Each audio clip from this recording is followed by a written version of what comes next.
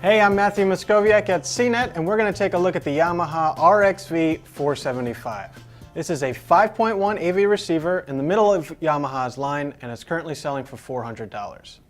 Like most multi-channel AV receivers, the Yamaha has a big metal chassis that will take up a lot of space in your TV cabinet.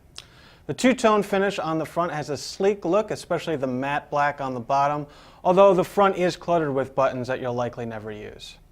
It's kind of tough to say that any of these big boxy receivers look nice, so if you're looking for a more attractive option, check out Marantz' Slimline NR1403 that's available for the same price. The included remote is needlessly complicated even for an AV receiver. There are all kinds of confusing design choices, including 2 power buttons at the top, a grid of small numbered buttons for selecting inputs, and mysterious star buttons on the side that don't have any obvious function. Unless you have a lot of patience, you'll be better off replacing it with a quality universal remote. For a $400 receiver, the RX V475 offers a decent set of features, although most competing models offer a little more. There are 5 total HDMI inputs, which should cover most home theaters, although Onkyo, Pioneer, and Marantz offer 6 at this price.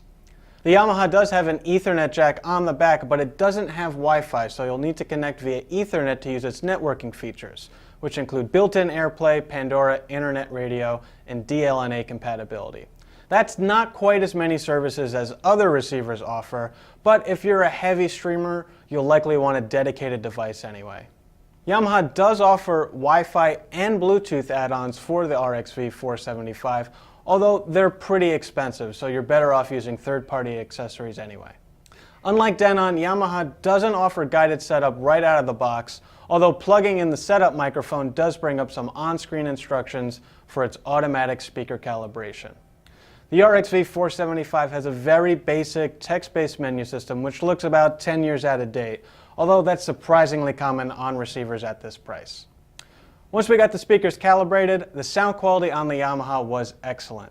We had resident audiophile Steve Guttenberg give a listen to the Yamaha, and he compared it to the Pioneer VSX 823-K and the Denon AVR E400, and the Yamaha came out on top with a powerful sound that easily filled our listening room.